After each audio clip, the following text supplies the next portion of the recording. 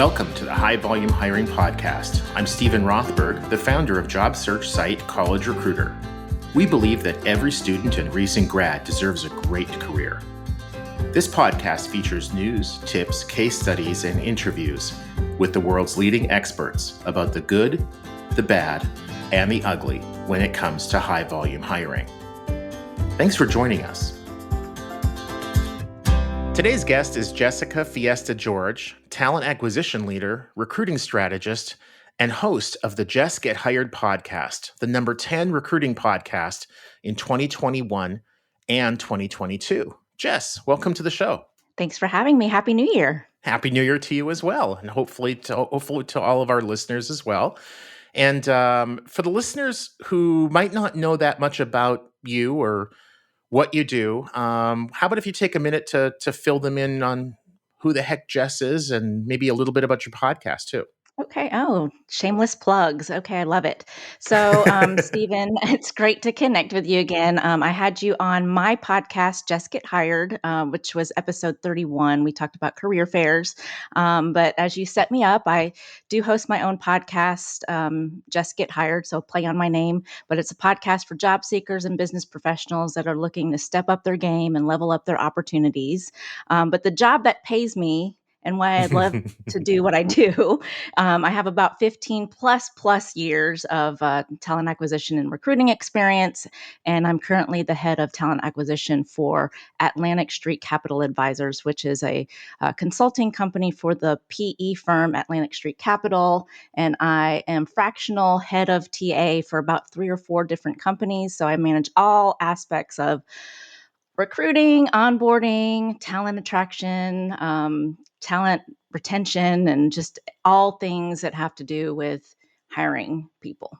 Awesome. That's great. And I love your podcast because you do such a great job in sharing your experiences, dispelling myths, confirming facts from the other side of the table, right? It's one thing to talk to your friends who have been through a hiring process. And it's even better to talk to, say, like a career counselor, career coach, somebody like that. But if you're struggling with what kind of a job to look for, how to look for it, I can't imagine there being any better person to talk to than the kind of person that you're going to be talking to. You know, somebody in talent acquisition who can say things like, you know what, no. You know, a resume for somebody like you should be this long. And these are the kinds of words that you should be using. And that's really great content. But if you phrased it this way, it's going to have a much better impact. And those are the sorts of lessons that you know you're sharing every minute. If we can turn our attention to Atlantic Street Capital Advisors, question for you. Tell me about the largest hiring project that you've managed. Well, actually, it was not at Atlantic Street Capital Advisors. We have several organizations that do large volume hiring, and we'll probably get into some of that hopefully later. They have their own internal teams, but the largest hiring project that I've ever managed was my previous role before I came to work on this side of the Atlantic Street Capital Advisory team. Was with a company that shall not be named. You can find it on LinkedIn and figured out where I worked, but it was the largest startup in Miami. They took parking lots and they turned them into like thriving hubs of the community by placing ghost kitchens and retail delivery units so they can get foods and goods and services to people within that neighborhood within minutes. So the project was called Project 1200. So that's 1,200 delivery drivers and kitchen staff that we had to hire within 30 days across 25-ish markets. And we had to do this. It was early 2021 when the world was starting to open back up after the pandemic. And we were getting stimulus money if you were unemployed. And then we were getting extra money from the government. So there really wasn't a lot of like people who were too eager to jump on and get a job, especially working, you know, like a minimum wage type of position. So it was it was a pretty large task to get 1,200 people within 30 days.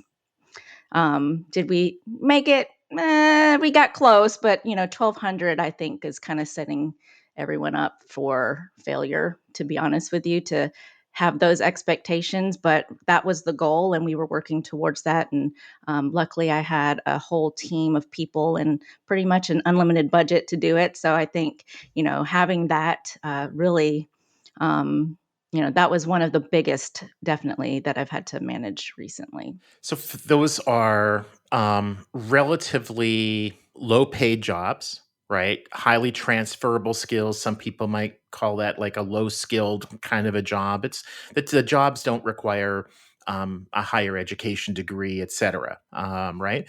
So what kinds of tools, what kinds of strategies did you use to come close to that goal? Not quite hit that goal, but come close to that goal. Well, when I was asked to kind of project lead this, definitely being able to have resources and a team behind you, especially having the budget. Many times we are faced with not having enough budget to put behind advertising or behind events. So, a lot of it, we partnered across different departments. Marketing was like one of my best friends because I really needed our marketing team to take a look at how we're advertising, casting a wider net, and how do we reach more people with our ads? How do we broaden our paid advertising? We did everything from putting billboards near bus stops to radio ads to print ads and billboards, using SEO and search engine optimization. And how do we get to be on the top of the Google list whenever people are typing in jobs near me, or if they're looking for line cook or driver? How do we beat the Ubers of the world or the DoorDashes? And then how do we, um, kind of be top when it comes to being on the search, and then broadening our message, so executing different messaging, whether that was text or billboard or print or audio, online, social media, and then really looking at the team that we had. So I was fortunate enough to have 25 different launchers. That was 25 different people in these markets who were kind of like my project leads in those areas. I was able to utilize our call center operation. So we took kind of a data dump of all of the candidates that applied within our ATS, and through capturing different data, for them to just call and invite these people to come on site and meet with our hiring leaders. And then, of course, we had a team of HR business partners, because it was also, if we brought people on, we had to onboard them as well. So having that challenge of training them and getting them in the system. And then, I had such a great team of about 8 to 10 recruiters who were focused and heads down, and trying to, make phone calls and inviting people and doing phone screens. So we did a lot of different things, from bonuses and revamping how we, interview people, and how we set ourselves up to be the best place to work, or, you know, a place that people were kind of curious about, because it was a kind of a startup and we didn't have a name that people would recognize. So I think it all worked harmoniously together with different departments, but we were able to get pretty close to our goal, and it's pretty exciting to see. Super innovative. That's awesome. A couple big takeaways, and then we can get onto the next one that I really want to ask you about. One big takeaway was your partnering with marketing.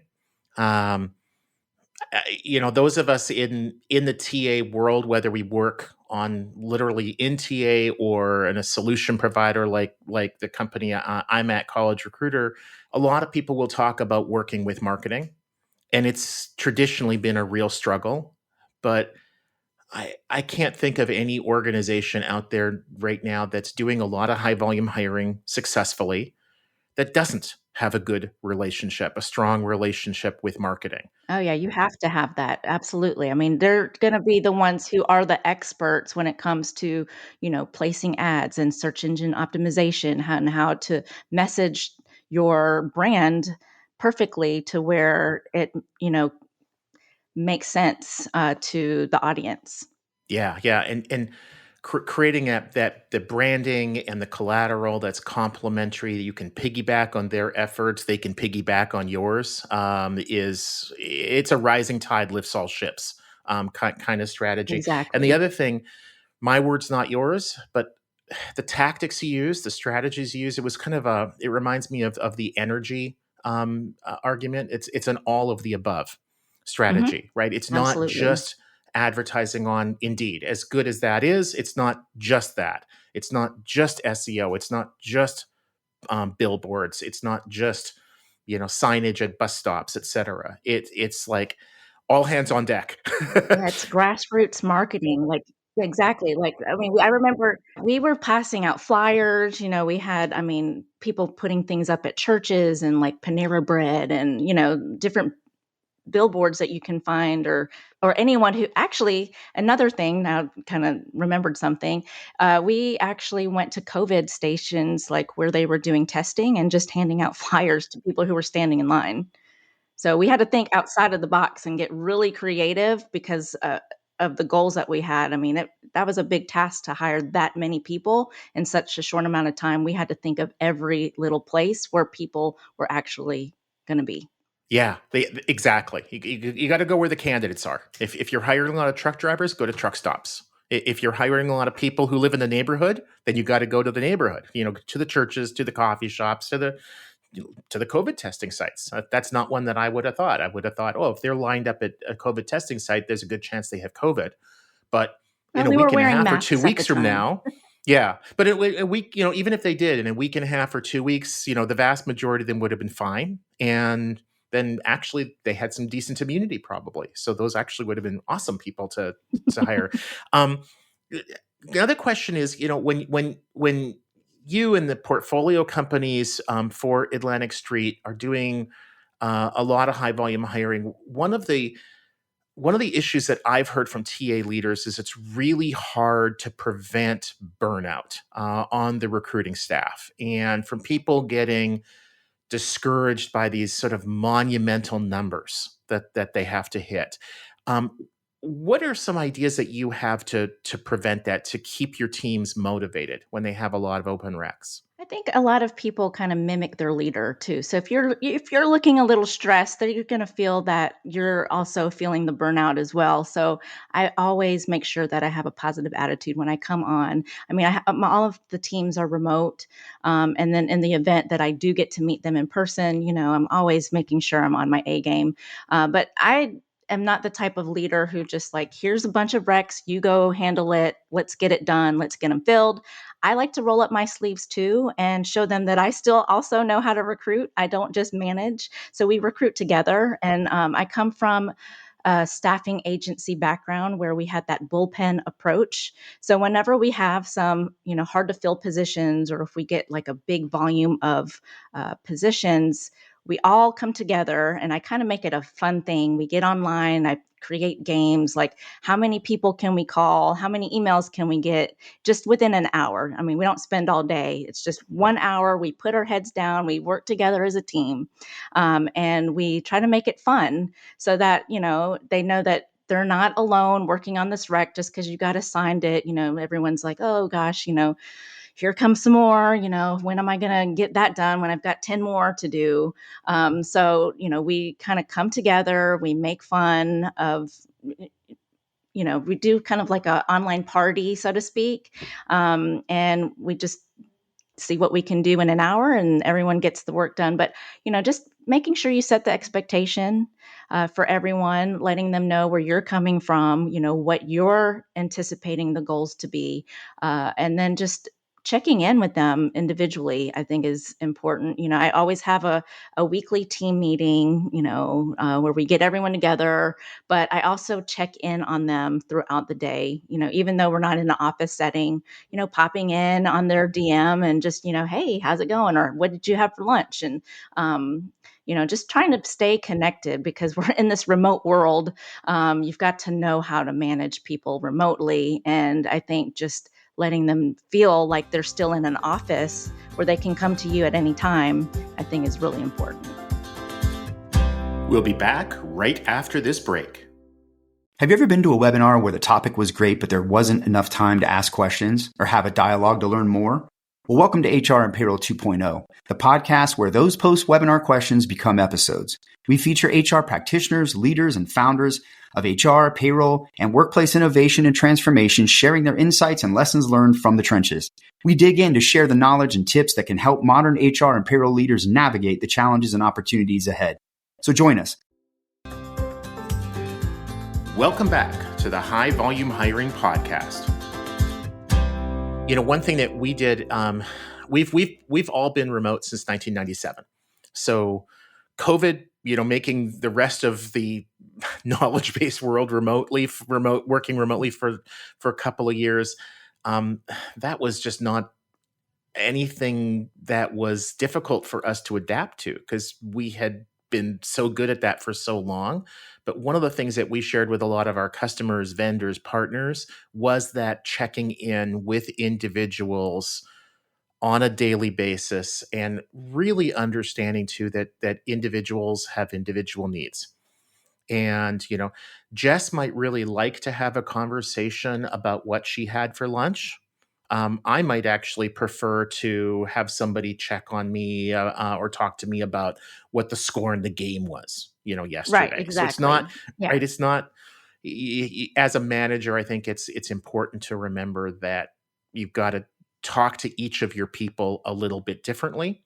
And what motivates an extrovert is going to be really difficult for an introvert, for example. So, well, I think we have time for one more question. And one of the reasons I really wanted to have you on as a guest was that, Atlantic Street Capital Advisors has a bunch of different portfolio companies. And I would imagine that the hiring at each of those organizations is similar in some ways and very different in others. Some of them probably are recruiting a lot of, software engineers or salespeople, and others might be recruiting a lot of retail workers or call center people.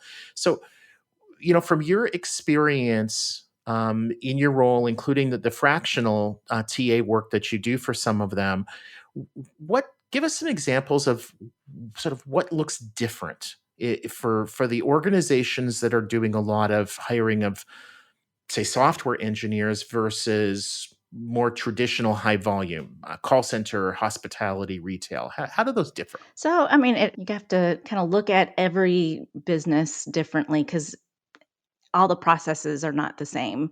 But some of the approaches that we have to kind of help the portfolio companies is instead of them going out and using temp agencies when they start panicking because it's like, oh, we've got to hurry up and hire. We need some temps or we need to get more people in. Is to leverage our team to help them with the hiring. So a lot of the companies that do have the high volume hiring needs, we're now at the place where we've been able to incorporate their own internal staff. So, I think one of the things that's an advantage of being a PE-backed company is that you can leverage our team, which is a huge cost savings than outsourcing your recruitment process or going to a temp agency or, what have you. So for executive level recruiting, when we have different needs at the, VP or C level, we have our own executive recruiters that kind of focus on that. I have my own team that also helps in tandem with these other companies when it comes to their high volume goals.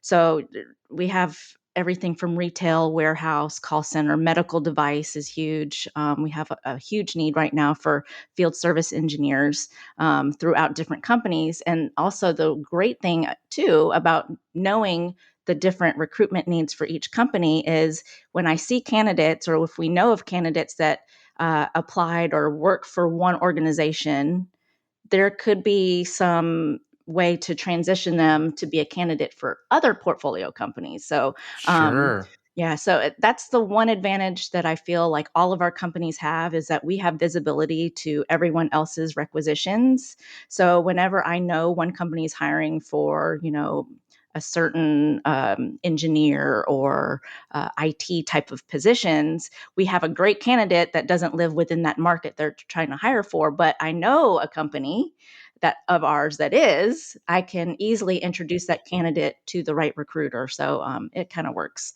in that way. Yeah, and on the TA side, you're much more likely to get very candid feedback. She's really great at this, this, and this. Keep her away from that. Right. And it Exactly. reminds me of years ago when I worked at Honeywell, which was a big conglomerate at the time and fairly decentralized with the different business units. There might be a candidate or somebody, a longtime employee in the aerospace division who wanted to move across the country. No aerospace division there, but there was a commercial buildings unit there, and it's like, heck yes, sad to see you go, but it's wonderful that you're staying in the family, so to Exactly. speak.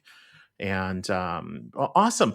Well, Jess, thank you so much for sharing some of your insights. For listeners who want to contact you, how would you like them to do that? Well, you can always find me on LinkedIn.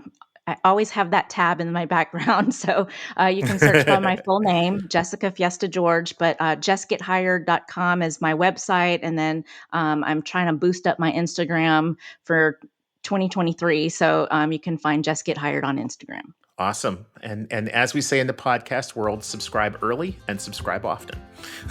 Thank you. Yes. Happy New Year again. Thank you so much. Thanks for joining us today on the High Volume Hiring Podcast. I'm your host, Stephen Rothberg of job search site College Recruiter. Each year, we help more than 12 million candidates find great new jobs. Our customers are primarily Fortune 1000 companies, government agencies, and other employers who hire at scale and advertise their jobs with us. You can reach me at stephen@collegerecruiter.com. The High Volume Hiring Podcast is a co-production of Evergreen Podcasts and College Recruiter. Please subscribe for free on your favorite app. Review it. 5 stars are always nice. And recommend it to a couple of people you know who want to learn more about how best to hire at scale. Cheers.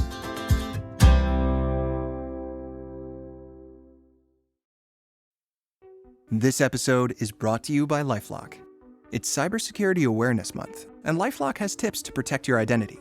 Use strong passwords, set up multi-factor authentication, report phishing, and update the software on your devices. And for comprehensive identity protection, let LifeLock alert you to suspicious uses of your personal information.